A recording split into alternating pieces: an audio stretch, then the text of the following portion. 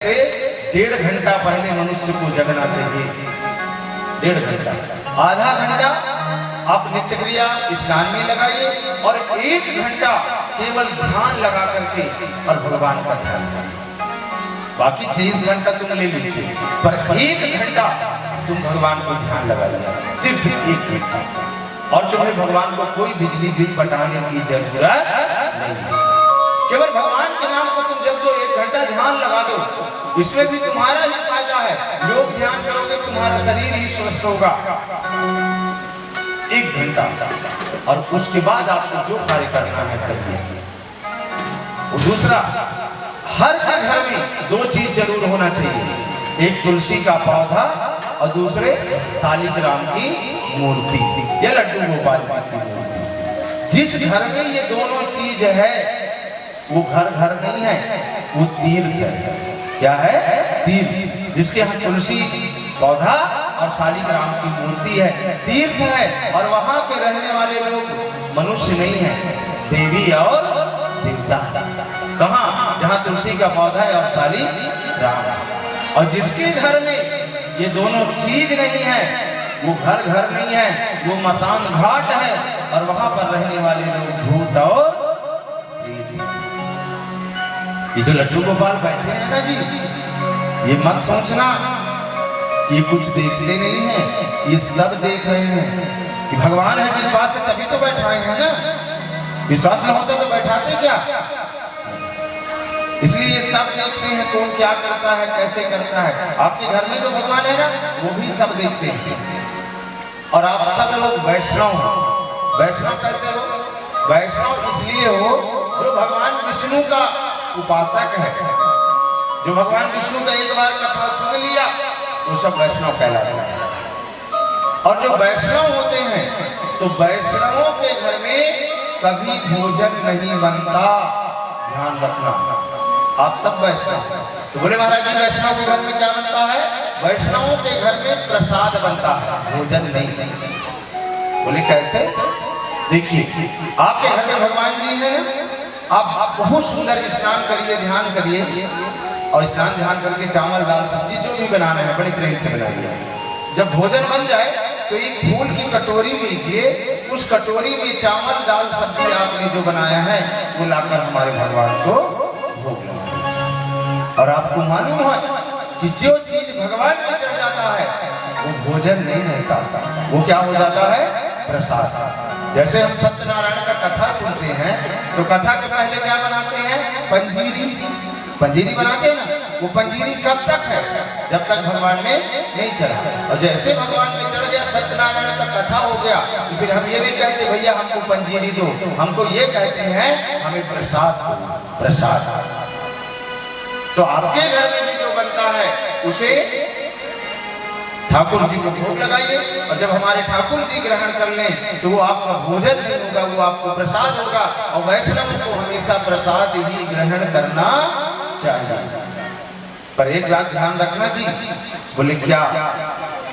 एक बात ध्यान रखना, आपके घर में बनना भी वही चाहिए जो हमारे भगवान राम और घनश्याम खाते हैं। इसके अलावा बनना भी नहीं चाहिए। बताइए, तुम कहते हो ना हम राम के संतान हैं, तुम कहते हो ना हम घनश्याम के संतान हैं। गजब, संतान तुम राम और घनश्याम के हो और भोजन तुम रावण का कर रहे हो, रावण दल का कर रहे हो। कहते हो हम राम के संतान हैं और घनश्याम के संतान है, कृष्ण के संतान है, और भोजन तुम राक्षसों का कर रहे हो। ये बात गलत है। यदि तुम राम के संतान हो तो तुम्हें भोजन भी वही करना चाहिए जो राम ने किया है। तुम कृष्ण के संतान हो, तुम्हें भोजन भी वही करना चाहिए जो कृष्ण ने किया। आदमी को कभी भी मांस भक्षण, किसी भी परिस्थिति में मांस तो खाना ही नहीं चाहिए। गरुड़ पुराण में सुन लेना, इसकी कथा आती है। मांस कभी पचता नहीं है। भूल कर भी मत सोचना कि हमने मुर्गी वगैरह खा लिया तो पच जाएगा, कभी नहीं पचता। मांस की केवल 3 अवस्था होती है। यदि फेंक दो तो पशु पक्षी खा लेंगे, यदि गड़ा दो तो गल जाएगा, ये सड़ गल जाएगा, यदि जला दो तो राख हो जाएगा। कहीं पर लिखा है कि मांस बच जाएगा, कहीं पर नहीं। और यदि तुमने इसके बाद भी मांस भक्षण किया तो सुन लो, मांस तुम्हारे पेट में 2.5 दिन तक सड़ता है पेट में। और जब 2.5 दिन तक सड़ता है तो तुम्हारे आंतों को भी सड़ाता है। भारत में हमारे वैज्ञानिकों ने भी माना कि भारत में यदि पेट का कैंसर फैल रहा है उसका एक कारण मांस भक्षण करना भी।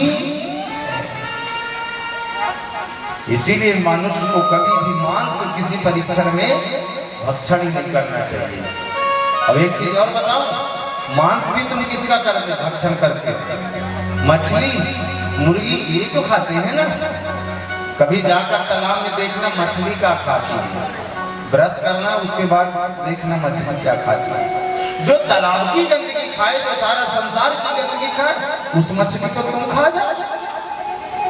मुर्गी को कितना भी दाना दे दो, चावल दे दो, उसको खोल दो तो देख लेना जहाँ गंदगी है वहीं जाकर तू मछली को मुर्गी कट करेगा। तो जो सारे संसार की गंदगी भक्षण करे, ऐसे चीजों को हम खा लें, कभी भी ऐसा नहीं होना चाहिए। यदि तुम राम के संतान हो, तुम श्याम के संतान हो, अपने आप को मानते हो, तो तुम्हें वही भोजन करना चाहिए जो राम ने भोजन किया और जो घनश्याम ने भोजन किया। महाराज ऋषभदेव अपने सभी पुत्रों को समझाए और समझाकर उसी समय सब कुछ छोड़ करके और वन को चले गए और वन में जाकर भगवान का ध्यान करते हुए परम धाम को चले गए। महाराज ऋषभदेव ने अपने बड़े पुत्र भरत जी को गद्दी पर बैठाया। भरत जी बहुत दिन तक राज किए। जब भरत जी बहुत दिन तक राज कर लिए तो आज भरत जी के मन में भी विचार आया कि मेरे पिता इतना बड़ा साम्राज्य छोड़कर वन को चले गए और मैं ऐसे पिता का पुत्र राज का सुख भोग रहा हूं। चौथे पल में महाराज भरत ने भी अपने पुत्र सुमति को राजगद्दी पर बैठाया और सब कुछ छोड़ करके वो भी वन को चले गए। कहाँ गए? जहां से गंडकी नदी का प्रादुर्भाव हुआ था, जहां दामोदर कुंड है। देखिए, दामोदर कुंड पहले भारत के हिस्से में था, अब नेपाल के हिस्से में चला गया। दामोदर कुंड का सबसे बड़ा प्रमाण है कि आप जाइए और उस कुंड में तुलसी के पत्ता को, तुलसी के मंजरी को डालिए और जैसे तुलसी दल और तुलसी मंजरी को डालोगे ना उसमें, तो देखना शालिक राम भगवान उस कुंड से बाहर आते हैं और तुलसी पत्ता को चिपकाते हैं और चिपका करके लेकर के जल के भीतर चले जाते हैं। इसको कहते हैं शालिक राम निग्रह। ऐसे दामोदर कुंड के पास और भगवान की तपस्या महाराज भरत करने लगे। देखिए, इतनी कठिन तपस्या करते थे महाराज भरत।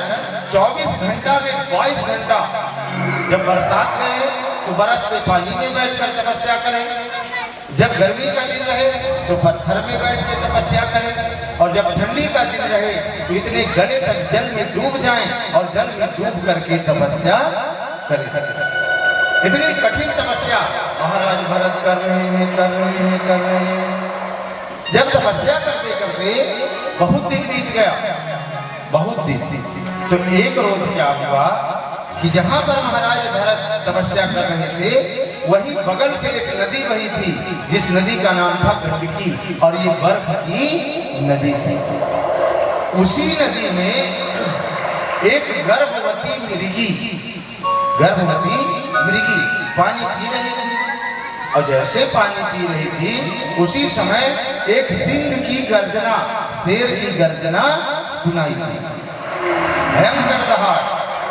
और जैसे ही उस शेर के गर्जना को मृगी सुनी तो क्या लगा, बोले ऐसा तो ना हो वो शेर आकर के मुझे खा ले। इसलिए वो मृगी अपनी जान बचाने के लिए, रक्षा करने के लिए और उस बर्फ की नदी में कूद कर जल्दी नदी को पार करने लगी।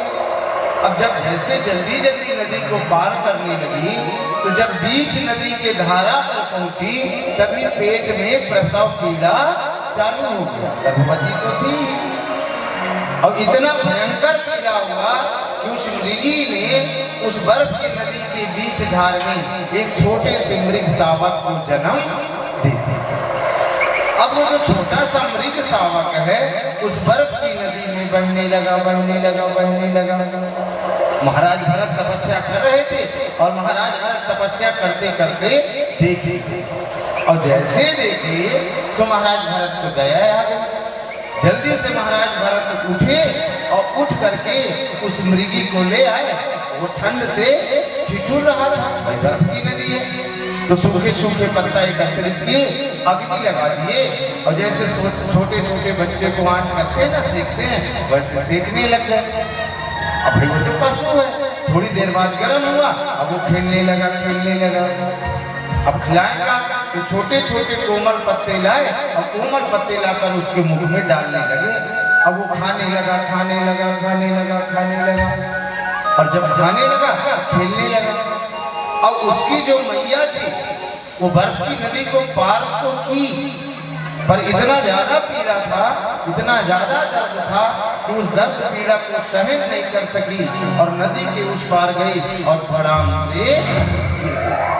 और जैसे गिरी तो उसकी मृत्यु हो गई।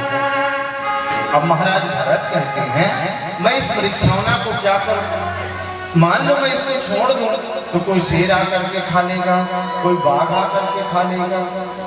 अब देखिए महाराज भरत को ये चिंता हो गई, और जब माया हो गया तो आपको मालूम है कि जब आदमी माया में फंसता है तो जो माला है वो अपने आप दूर हो जाता है, अपने आप दूर हो जाता है। अब क्या होगा? जो महाराज भरत 22 घंटा तपस्या करते थे, अब 1 घंटा भी तपस्या नहीं कर पाते। जैसे ही तपस्या करने बैठे वो मृग सामने आकर गोद में बैठ जाए, और जैसे गोद में बैठ जाए तो सारा काम भूल जाए। अब सारा दिन महाराज भरत उस मृग छौना के साथ रहते थे, रहते थे, रहते थे। अब धीरे धीरे महाराज भरत का चौथा पन आया, और जब चौथा पन आया तो भी महाराज भरत मरने वाले हैं, तो भी वो भगवान के नाम को नहीं जप रहे हैं। मरते समय भी उनको यही चिंता है कि मेरे मरने के बाद इनकी रक्षा कौन करेगा। मरते समय भी उनको इसी बात की चिंता है कि मेरे मरने के बाद इनकी रक्षा कौन करेगा। और उस मृग की चिंता करते करते महाराज के प्राण निकल गए। और जब भाई जिसके सोच के मरे हो वही जोनी तुमको मिलेगा। अब उस मृग की चिंता करते करते महाराज भरत जब मर गए तो उनका अगला जोनी मृग का ही मिल गया। और जब मृग का योनि मिला तब महाराज भरत को अब पश्चाताप होना शुरू हो गया कि देखिए आए थे हरि भजन को और औटन लगे कपाट। अरे जिस माया को छोड़ करके मैं घर से आया वन में, वो माया फिर भी मेरा पीछा नहीं छोड़ी, और मैं मनुष्य के तन से ये माया में फंसकर पशु के तन में पहुंचे। आज पशु योनि में महाराज भरत पश्चाताप कर रहे हैं। पश्चाताप महाराज भरत प्रायश्चित करने लगे।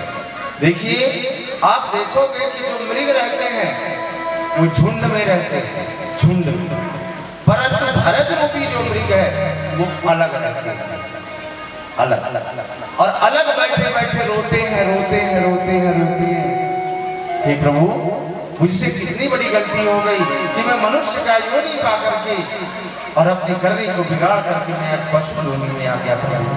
मुझे क्षमा करो प्रभु, मुझे क्षमा करो प्रभु, मुझे क्षमा करो। आज मनुष्य की योनि में महाराज भरत प्रायश्चित कर लिए और हम मनुष्य की योनि में भी प्रायश्चित नहीं कर पाते। इसलिए हम आपसे कहते हैं भगवान के पैर को आज से ही पकड़ लो। यदि भगवान के पैर को आज से पकड़ लिए हो तो मरते समय वो पैर छोड़ने वाला नहीं है। और तुम सोचोगे कि मरते समय पकड़ेंगे, तो मरते समय वो पकड़ाने वाला नहीं है। इसीलिए हम कहते हैं आज से, अब से और अभी से भगवान के चरणों को पकड़ लो। प्रभु को पकड़ लिए, अब जहां ले जाना है आपकी मर्जी। महाराज भरत पशु योनि में भगवान का चरण पकड़ लिया और प्रचित करने लगे और बड़े भाव से कहते हैं, मुझे चरणों से लगा ले मेरे श्याम मुरली वाले, मुरली वाले बंसी वाले, मुरली वाले बंसी वाले, मुझे चरणों से लगा ले मेरे श्याम मुरली वाले, मुझे चरणों से लगा ले मेरे श्याम मुरली वाले, मुरली वाले बंसी वाले, मुरली वाले हो बंसी वाले, मुझे चरणों से लगा ले मेरे श्याम बंसी वाले, मुझे चरणों से लगा ले मेरे श्याम मुरली वाले। दोनों हाथ की ताली बड़े भाव से भगवान के चरण को पकड़िए, बोलिए मुरली मनोहर भगवान की जय हो।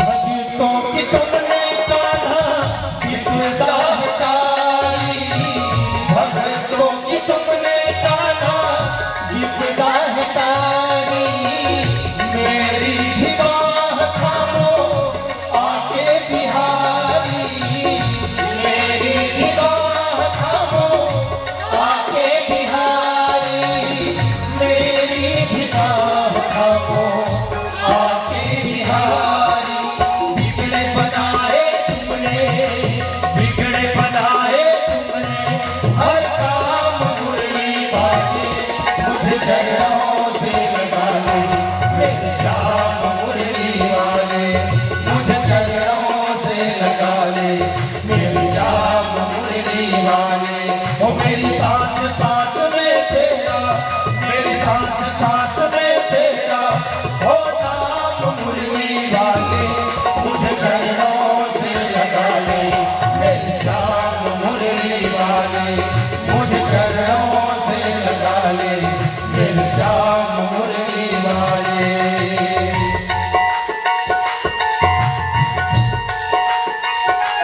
बोलिए बाके बिहारी लाल की जय हो।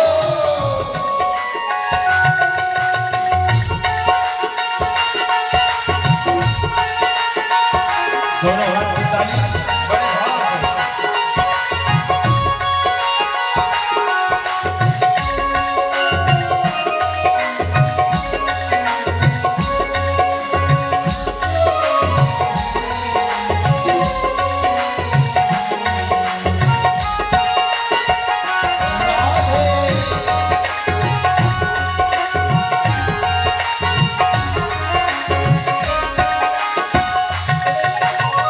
पतझड़ है तेरा जीवन बन के बहार आजा, पतझड़ है मेरा जीवन बन के बहार आजा, सुन ले पुकार कान्हा बस एक बार आजा, सुन ले पुकार कान्हा बस एक बार आजा, बेचैन मन के तुम ही, बेचैन मन के तुम ही आराम मुरली वाले, मुझे चरणों से लगा ले मेरे श्याम मुरली वाले, मुझे चरणों से लगा ले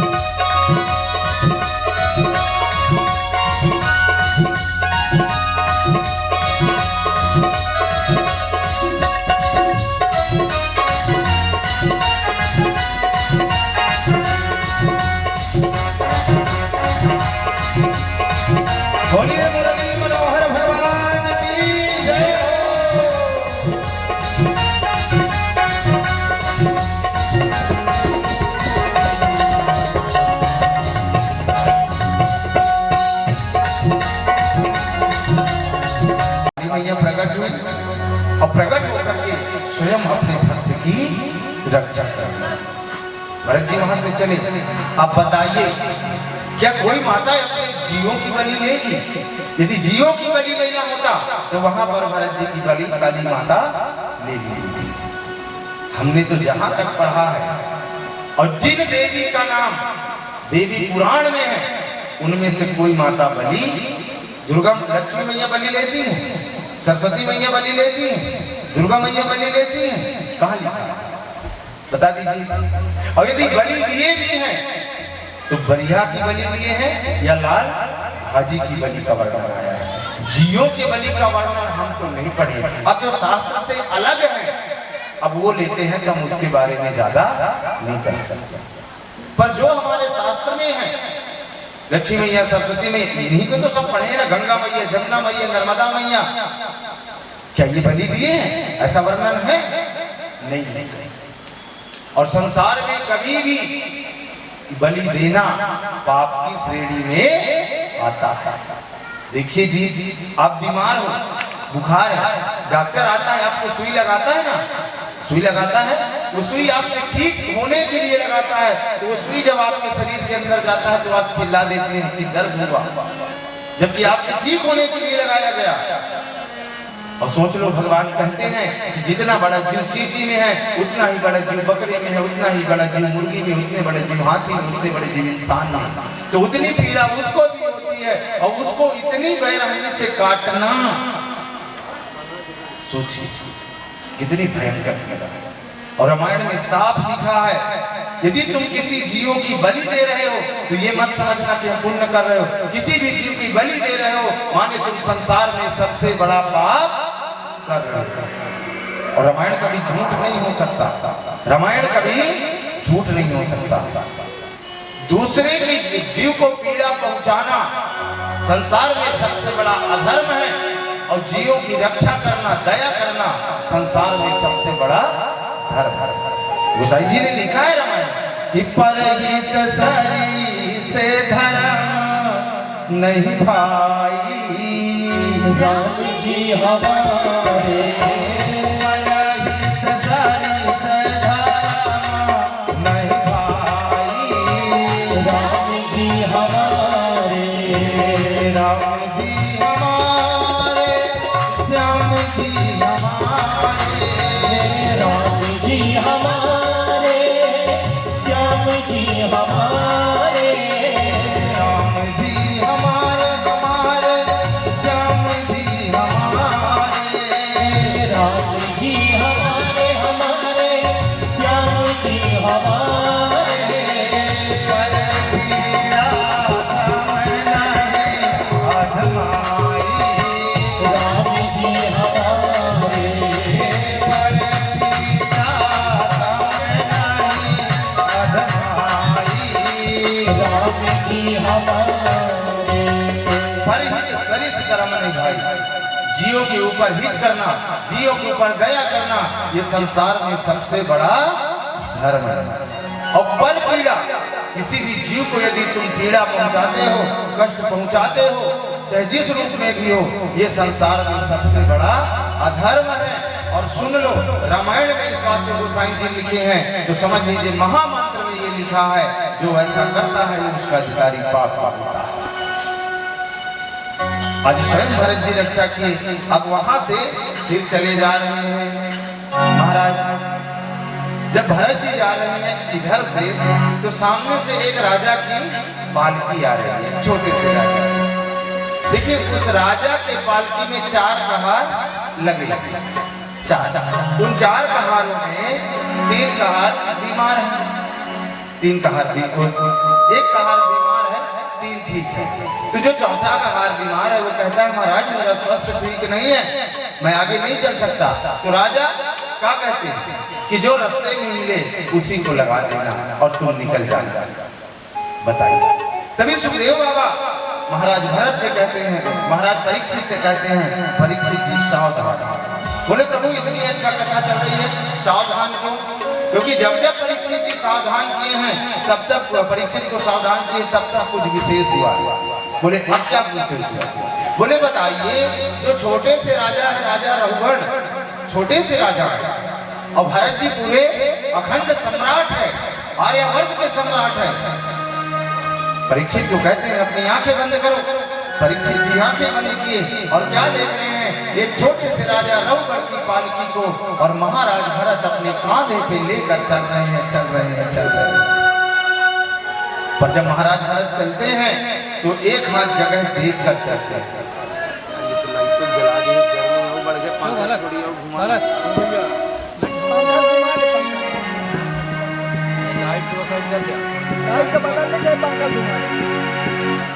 पंखा घुमाओ या लाइट राजा रघुगण सुखदेव और परीक्षित जी देख रहे हैं कि छोटे से राजा की पालकी को और ढूंढ रहे हैं। तो वो एक हाथ जगह देखकर चलते थे, तो क्या होता था, कोई जीव आता था तो वो उछल जाते थे, और जैसे उछलते थे तो जो पालकी में रहे उसके सिर को लगे।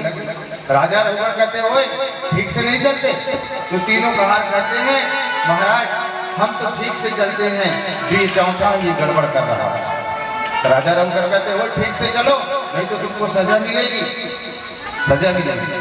भरत जी कुछ नहीं बोले। एक बार हुआ, दो बार हुआ, तीन बार हुआ, राजा रघुगण गुस्सा आ गए, बोले पालकी निकालो, आज तुमको मैं चिकित्सा करूंगा, दंड दूंगा। और जैसे दंड देने की बात कही, महाराज भरत विलक्षण बोले मैं आपसे पूछता हूं आप दंड किसको दोगे, इस शरीर को दोगे कि इस आत्मा को दोगे, दंड दोगे किसको? भाई यदि मैं आत्मा से अलग कर दूं तो शरीर नाशवान है, जितना दंड देना है दे दो, और आत्मा को दोगे तो आत्मा को ना तो कोई मार सकता न अग्नि जला सकता, तो दंड किसको दोगे? तो बोले तुम्हारा वजन भारी।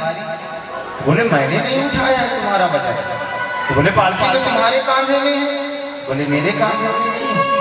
बोले सबको ही देखिए पालकी तुम्हारे। बोले नहीं, उदाहरण देते हैं, देखिए ये पृथ्वी है, इस पृथ्वी के ऊपर हमने क्या रखा, चूल्हा, चूल्हा के ऊपर क्या रख दिया, बर्तन, बर्तन में क्या डाल दिया, पानी, पानी में क्या डाल दिया, चावल, अब भात बन के तैयार। अब आप हमें बताइए वजन किसको है? बर्तन को वजन है, पानी को वजन है, चूल्हे को वजन है कि पृथ्वी को वजन है? सब चीज आकर पृथ्वी पर टिका है। इसलिए संसार के कब मत कहना कि हम भार उठाए हैं, सबका भार पृथ्वी उठाई है, और पृथ्वी का भार शेष ना उठाए, तुम कुछ नहीं उठाए। महाराज रघुगण जब देखे कि ऐसा बात बोल रहा है, ये कोई साधारण नहीं है। आज महाराज भरत के चरणों में और गिर गए रघुगण। बोले तुम हो कौन, अब मुझे बताओ। तब आज 40 बरस के हो गए हैं महाराज भरत, 40 बरस में आज पहली बार महाराज भरत बोल रहे हैं। तो क्यों बोल रहे हैं? क्योंकि कल संसार राजा रघुगण को दोष नहीं देगा, संसार राजा भरत को दोष देगा कि हे राजा रघुगण, भरत जैसे राजा के साथ रहने के बाद भी तेरी बुद्धि नहीं खुली। इसलिए आज 40 वर्ष के हो गए महाराज भरत, दोनों आंखों से अश्रु झरझर झरझर बह रहा है, और पहली बार महाराज भरत बोल रहे क्या, अहम पुरा भरतो नामा राजा विमुक्त दृढ़ श्रुत संग बंध आराधनम भगवती मानो मृगो भवम मृग सांगतार्थम। आज राजा भरत कहते हैं सुनो, मैं महाराज भरत हूँ। और जैसे रघुगण सुने कि माने अखंड सम्राट को मैं पालकी रखाया हूँ, तो महाराज भरत थर थर थर थर थर थर। महाराज भरत बताए मैं वन आया तपस्या करने के लिए, पर मृग के माया में फंसा, तो दूसरा जन्म मृग का हुआ, और उसके बाद मृग के जन्म में प्रश्चित किया, और तीसरे जन्म में मैं तुम्हारे सामने खड़ा। आज महाराज भरत के साथ रहने से और महाराज राजा रघुगण की बुद्धि खुल गई। देखिए पिताजी जब इनको पढ़ाए थे तो ये कुछ नहीं बोल रहे थे, भरत जी कुछ नहीं बोले। तब पिताजी ने कहा था, मैं तो सोचा था कि ये कोई दिव्य बालक है, ये कोई अलौकिक बालक है, पर ये तो कुछ बोलता नहीं, जैसे कोई जड़ हो, तो भरत तो उनका नाम पहले से था, पर पिता ने कह दिया कि ये जड़ है, इसलिए उनका नाम जड़ भरत पड़ गया। बोलिए जड़ भरत महाराज की जय। देखिए हमारे देश का नाम पहले भारतवर्ष नहीं था, हमारे देश का नाम पहले अजनाब वर्ष था। महाराज अज से अजनाब वर्ष था, पर एक समय में 3 महान भरत हुए हैं। 3 बोले, पहले भरत महाराज जड़ भरत, और दूसरे भरत कई कुमार भरत कि विश्व भरण अपोषण कर जोई, अवता कर नाम भरत यश होई। भरत जी हैं कौन? भरत जी हैं धर्म को धारण करने वाले धूरी। तो ऐसे महान भरत थे, और तीसरे भरत हुए दुष्यंत कुमार भरत, जो महान प्रतापी राजा थे महाराज भरत। और इन तीनों भरत से हमारे देश का नाम भारत वर्ष पड़ा। बोलिए भारत माता की जय हो, बोलिए भारत माता की जय हो। वो जहाँ डाल डाल पर सोने की चिड़िया करती है बसेरा, ओ भारत देश है मेरा, ओ भारत देश है मेरा, ओ भारत देश है मेरा, ओ भारत देश है मेरा। जहाँ सत्य अहिंसा और धर्म का पग पग लगता डेरा, ओ भारत देश है मेरा, ओ भारत देश है मेरा, ओ भारत देश है मेरा, ओ भारत देश है मेरा। जय भारती जय भारती जय भारती जय भारती। बोलिए भारत माता की जय हो।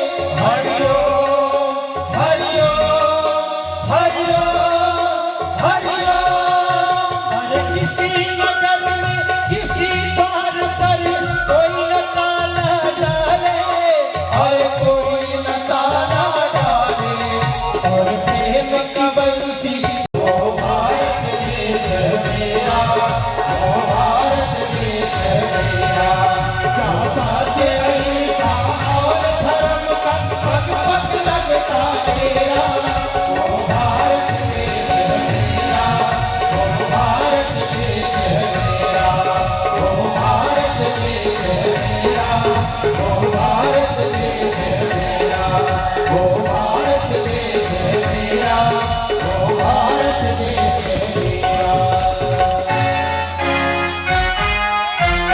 बोलिए भारत माता की जय हो। ऐसे भारत देश में जन्म लेना हमने कल भी बताया था। पहला पुण्य तो हमारा ये है कि हम मनुष्य का तन पाए हैं। यदि हमने मनुष्य का तन पाया है तो ये समझ लीजिए कि पूर्व जन्म में हमारा पुण्य। इसलिए आंख बंद करके उस प्रभु का दर्शन के लिए कि हे भगवान मनुष्य तन तो दिया, आपके दर्शन के लिए मेरे आंख लालाई कर प्रभु आप मुझे दर्शन दीजिए। तो भगवान के दर्शन पाने के लिए प्रहलाद रोते हैं। बोले ये तो समझ में आया। बोले हंसते क्यों हैं? तो हंसते इसलिए हैं कि भगवान आपने मुझे मनुष्य का तन दिया, मैं आपको धन्यवाद देता हूँ। हंस हंस करके 1 साल हो गया, गर्मी की छुट्टी हुई, प्रहलाद जी घर गए, पिता गले से लगाए। बोले बेटा क्या पढ़े हो बताओ। अब वो तो नारायण जानते हैं। बोले पिता करना सबसे प्रीत जगत में कोई नहीं पराया है, तुझमें है राम मुझ में है राम और सब में राम जगत में राम समाया। सुन लो जी, हमारे दुश्मन की बुराई कोई और करे, वो हमारे दुश्मन की बड़ाई कोई और करे तो उतना बुरा नहीं लगता। जब अपना बेटा ही हमारे दुश्मन की गुणगान करने लग जाए तो सबसे ज्यादा हार्ड पड़ता है, सबसे ज्यादा। प्रहलाद को तो यही पढ़े हो, दोनों गुरु महाराज को बुलाए, इधर आओ इधर आओ, तनख्वाह मेरे से लेते हो और पढ़ाते नारायण को हो, ठीक से पढ़ाओ नहीं दोनों को सस्पेंड कर दूंगा। गुरु महाराज बेचारे थे, कब गए? अब गए हैं प्रहलाद जी, फिर पढ़ाए।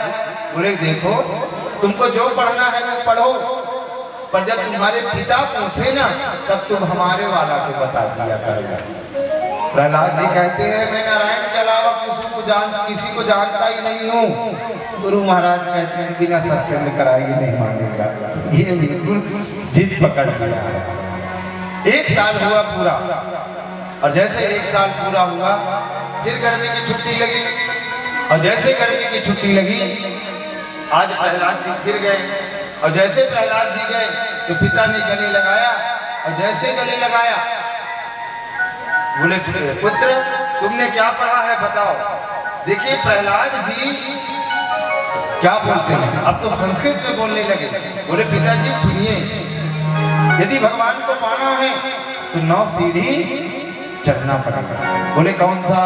कि श्रवणम कीर्तनम विष्णु स्मरणम पाद सेवनम अर्चनम वंदनम दास्यम और सांख्यमात्म निवेदनम।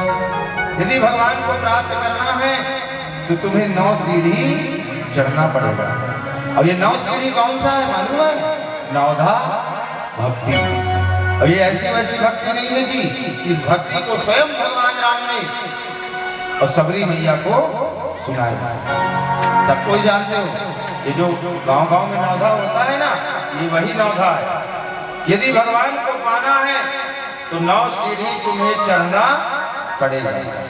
आप लोग कथा सुनते हो ना, भगवान राम ने ये भी कहा कि हम कथा कैसे सुने।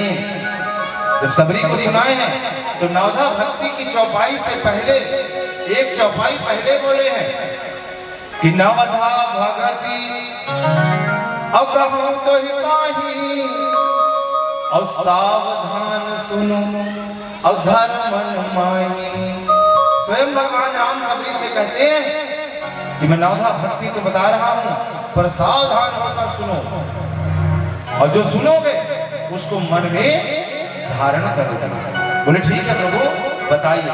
सावधान होकर के सुनते हैं कि प्रथम भगत संतन कर राम जी हमारे, प्रथम भगत संतन कर राम जी हमारे, राम जी हमारे, श्याम जी हमारे, राम जी हमारे, श्याम जी हमारे,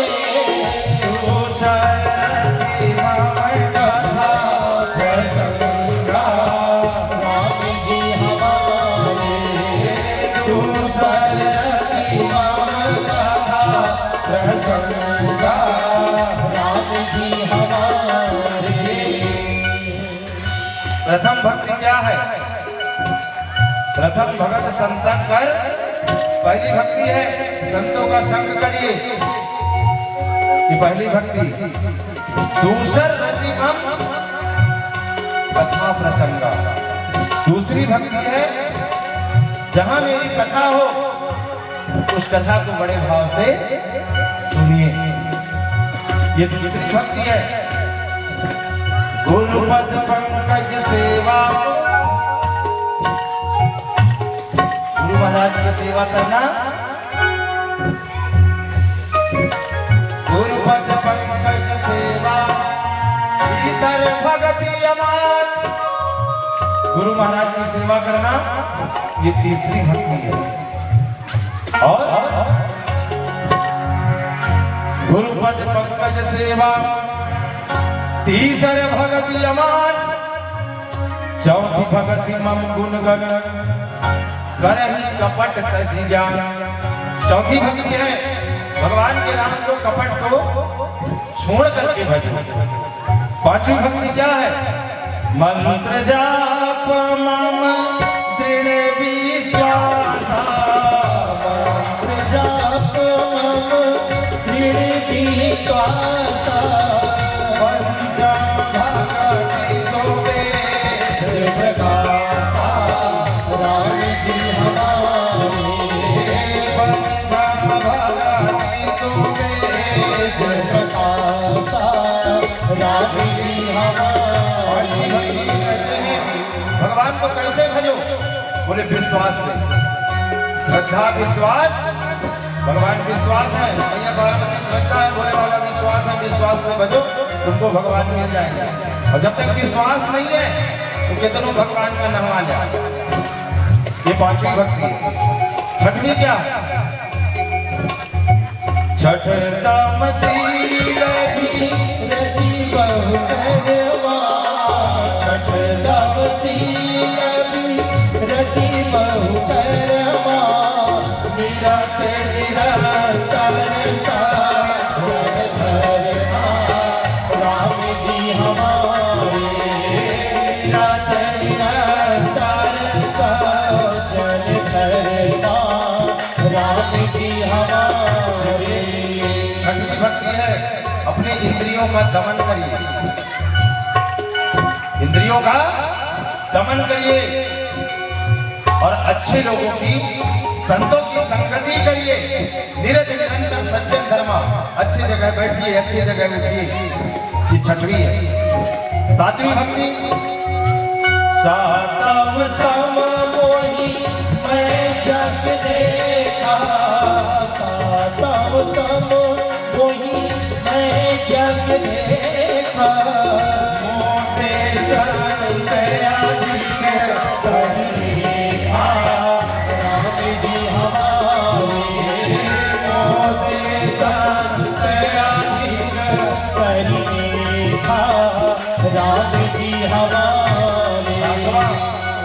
सातवां भक्ति यदि करना है तो सारे संसार को एक में होकर देखिए, श्री राम मैं सब जग जानी, पूरा संसार सीता और राम के समान है, ये मानिए। मोहि सम मेरे समान मैं जग देखा, ये सातवीं भक्ति है। खुद भगवान राम बता रहे हैं सभी को, नौदा भक्ति समझा रहे हैं। आठवां क्या है? आठवां जथा लाभ संतोषा, आठवां जथा लाभ संतोषा, सपने हो नहीं देखे पर दोषा, राम जी हमारे, सपने हो नहीं देखे पर दोषा, राम जी हमारे। कभी दूसरे की बुराई मत करो, बुराई करना गलत बात है। यदि किसी की बुराई करते हो वो नहीं सुन रहा है तो क्या होगा? जिसकी तुम बुराई करते हो ना उसकी आयु बढ़ रही है, तुम्हारी आयु घट रही है। तुम्हारा उम्र घटेगा, उसका उम्र, क्यों बुराई करके अपना उम्र घटा रहे हो? सुन लो, अब कोई बता दिया कि फलाने बुराई करना से तुम्हारा झगड़ा भी हो जाएगा बिना मतलब का, जो अच्छा कर रहा है, जो बुरा कर रहा है, उसका फल उसे भगवान देगा। तुम्हारे बुराई करने से उसको फल नहीं मिलेगा। इसीलिए कभी किसी की बुराई नहीं करना चाहिए। ये 8वीं भक्ति है। और 9वीं सुनिए। नवम सरल सब विध छलहीना, सरल सब सब छलहीना, नवम सरल सब छल छलहीना, नवम सरल सब सब छलहीना, नवम सरल सब छल छलहीना, नवम सरल सब सन छलहीना, भरोसे छलहीना, राम जी हमारे भरोसे छलहीना, राम जी हमारे। ये नौधा भक्ति भगवान राम ने शबरी को सुनाया। पर मैं कहता हूँ और राम भी कहते हैं, 9 नहीं कर सकते मत करो। जो 9 बताया उन 9 में से एक तो कर लो। किसी की बुराई करना ही बंद कर दो, साधुओं की संगत कर लो, एक भक्ति कर लो, तुम्हारा कल्याण हो जाएगा। बताइए, हिरण्यकश्यप अपने पुत्र के मुंह से जब सुने तो हिरण्यकश्यप क्रोध से भर गया। एक चीज सुन लीजिए, संसार में पिता सबको जीत सकता है सिवाय अपने पुत्र। मैं कल भी बताया था, हिरण्यकश्यप तीनों लोगों को जीत लिया, पर प्रहलाद को, महाराज दशरथ चक्रवर्ती थे, 10 दिशाओं में उनका रथ दौड़ता था, 10 इंद्रियों को जीत लिए थे। पर जिस दिन भगवान राम को वनवास हुआ, उसको नहीं जीत सके और राम के वियोग में अपने प्राण को छोड़ दिया। पिता पहाड़ है। पिता कौन है? पहाड़। पिता को कोई नहीं तोड़ता, पिता को कोई नहीं झुकाता, पिता को केवल उसका पुत्र झुकाता है, पिता को केवल उसका पुत्र तोड़ता है। कल भी बताया था, अरे रावण भी तब तक नहीं रोया जब तक मेघनाथ जीवित था। रावण उसी दिन रोया है जिस दिन मेघनाथ मारा गया। इसलिए संसार में हिरण्यकश्यप जैसे सुना कि ये पुत्र नहीं, ये तो मेरे कुल का घालक है, मारे क्रोध से हिरण्यकश्यप भड़क दिए। बोले ऐसे कुल घाती पुत्र मुझे नहीं चाहिए, ले जाओ, ले जाकर सिंह के पिंजरे में। बताइए, जिसका एक बेटा हो। कयाधु मैया सुनी, बोले महाराज महाराज ये क्या कह रहे हो, हमारा एक बेटा है, उसको भी शेर के पिंजरे में डाल दें? नहीं महाराज, 4 सैनिक पकड़ लिए, 4 सैनिक पकड़ लिए। कयाधु मैया रो रही है, मेरे बेटे को छोड़ दो, मेरे लाला को छोड़ दो, मेरे बेटे को छोड़ दो। क्या नारायण का नाम लेना अपराध है? क्या नारायण का नाम लेना अपराध है? आज प्रहलाद को नारायण नाम लेने की सजा, छोटे से प्रहलाद जी को लेकर सिंह के पिंजरे में डाल दिया। सिंह ने प्रहलाद के ऊपर आक्रमण कर दिया। प्रहलाद जी रो रहे हैं, नारायण नारायण नारायण। भगवान ने अपना सुदर्शन चक्र भेज दिया और उस सुदर्शन चक्र ने आकर के प्रहलाद जी की रक्षा। एक सैनिक दौड़े दौड़े आए, बोले महाराज जी महाराज जी। बोले प्रहलाद बच गया। कयाधु मैया दौड़ी दौड़ी गई, मेरा लाला बच गया, मेरे प्राण का टुकड़ा मेरे कर। बोले महाराज मेरे लाला को क्षमा कर दो, मैं अपने लाला को यहाँ से लेकर कहीं और चली जाऊंगी महाराज, मेरा एक ही लाला छोड़। पर उस दुष्ट पिता को दया नहीं आई। बोले ले जाओ, ले जाकर हाथी के पीछे सार में डाल दो, हाथी के सार में।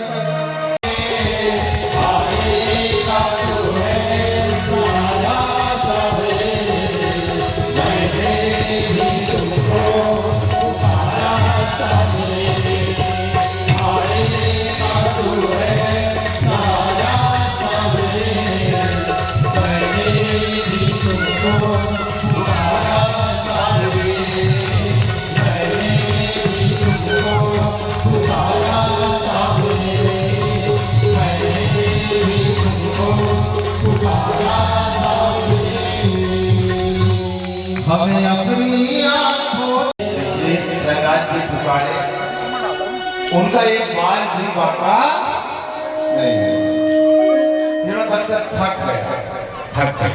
तभी हिरण्यकश्यप की बहन थी होलिका, होलिका है प्रहलाद का हम समाप्त कर देते हैं। बोले कैसे? बोले मैं होलिका हूँ, मुझे अग्नि नहीं जला सकती, मैं खुद अग्नि हूँ और मैं प्रहलाद को पकड़ करके ये सब खेलते हैं ना, समझ लीजिए उनकी बहन होलिका मर गई है, इसलिए वो मारे गुस्सा के और ऐसा करते हैं। इसलिए रणवीर प्रहलाद की खुशी में सभी कोई आनंद से मनाएंगे। प्रहलाद जी पहुंच गए, जब नहीं मार सके तो प्रहलाद जी कहाँ पहुंच गए? फिर आश्रम। जब आश्रम में एक दिन प्रहलाद जी सब सखाओं के साथ बैठे थे तो सारे सखाओं को दया आया। बोले प्रहलाद तुम आपको कौन देगा? मेरे पिता को भी तो देने वाला वो नारायण है। सारे सखाओं से प्रहलाद जी कहते हैं देखिए थोड़ा सा यहाँ जगह बना दीजिए कि हिरण्यकश्यप जी आएंगे ना तो युद्ध करेंगे, तो समझ लीजिए यहाँ थोड़ा जगह बनाओ। गोरेलाल जी थोड़ा पीछे हो जाओ, यहाँ हिरण्यकश्यप का भी युद्ध होगा। हिरण्यकश्यप से किनारा श्रीमन नारायण नारायण श्रीमन नारायण नारायण माता नारायण पिता नारायण माता नारायण पिता नारायण माता नारायण पिता नारायण माता नारायण पिता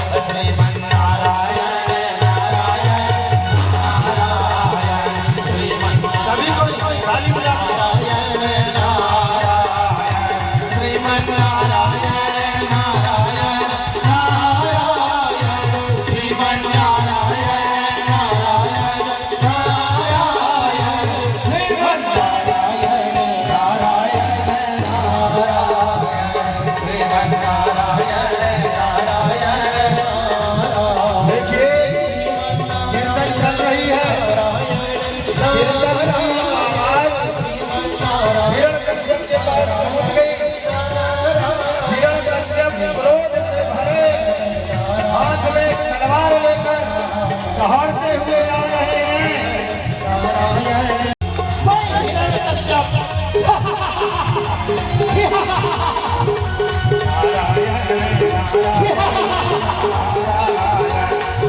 अरे बंद करो, बंद करो, ये नारायण का नाम बंद करो।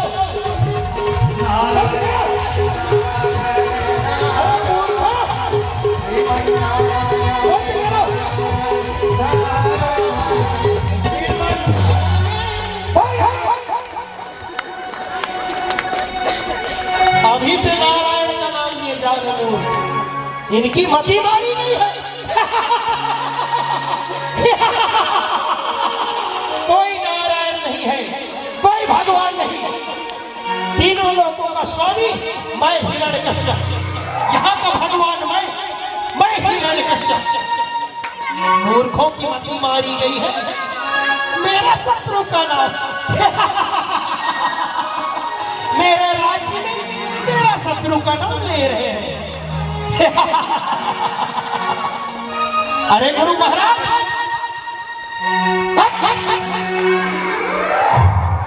मेरे बच्चे को नहीं पढ़ाओगे? जान प्यारी नहीं है क्या?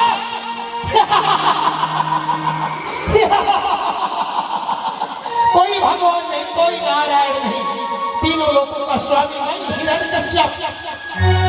मुझे कोई पराजित कर ही नहीं सकता, मुझे किसी का भय नहीं, मुझे कोई नहीं मार सकता, ना ऊपर से ना नीचे से, न दाएं से न बाएं से, न मनुष्य न जानवर, न अस्त्र से न शस्त्र से, मुझे कोई पराजित नहीं कर सकता।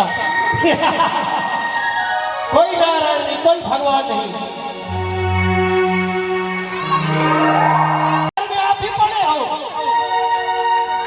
आप कभी मेरा भय नहीं, मेरा डर नहीं, मेरा संग नाम लिए जा रहे। नारायण नारायण, कौन नारायण, कौन भगवान? कोई नारायण नहीं, कोई भगवान नहीं, तीनों लोगों का स्वामी मैं हिरण्यकश्यप।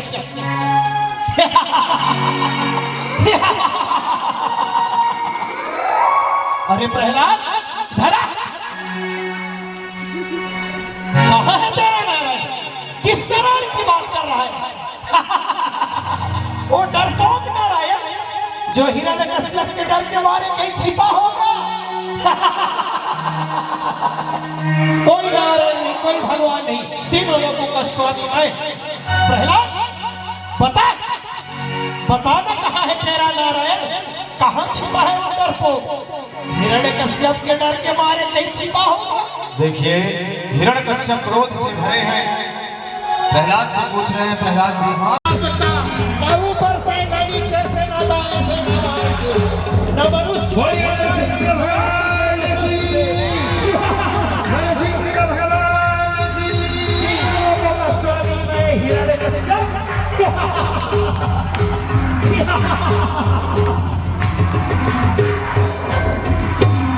युद्ध चल रहा था, चलते चलते शाम का समय हुआ।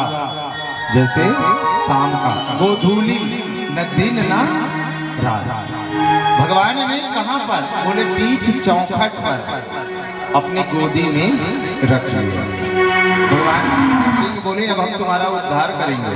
बोले आप नहीं मार सकते। बोले क्यों? बोले हमने ब्रह्मा से वरदान पाया। बोले क्या? बोले ना हम दिन में मरे ना रात में। भगवान ने कहा देखो ये गोधूली है, ना दिन है ना, पहला वरदान तो गया। बोले फिर भी नहीं मार सकते, ना ऊपर मरूं ना नीचे। भगवान बोले ना तुम ऊपर हो ना नीचे, तुम हो मेरी गोदी में, दूसरा भी। बोले फिर भी नहीं मार सकते। बोले क्यों? बोले ना मैं अंदर मरूं ना मैं बाहर। बोले देख लो तुम बिल्कुल चौखट में हो, ना अंदर हो और ना बाहर। बोले तो भी नहीं मार सकते। बोले ना मैं अस्त्र से मरूं ना शस्त्र से। भगवान ने अपना नख दिखाया। बोले ये देखो, ना ये अस्त्र है और ना शस्त्र है। बोले तो भी नहीं मार सकते। बोले आपने सृष्टि में बनाए हुए किसी चीज से नहीं मारूंगा। बोले हम स्वयं बनते हैं, हमको कोई बनाता नहीं है। बोले ना मैं मनुष्य से मरूं ना पशु से। बोले हमको देखो, ना हम मनुष्य है और ना पशु है। बोले तो भी नहीं मार सकते। बोले मैंने साल के 12 महीने में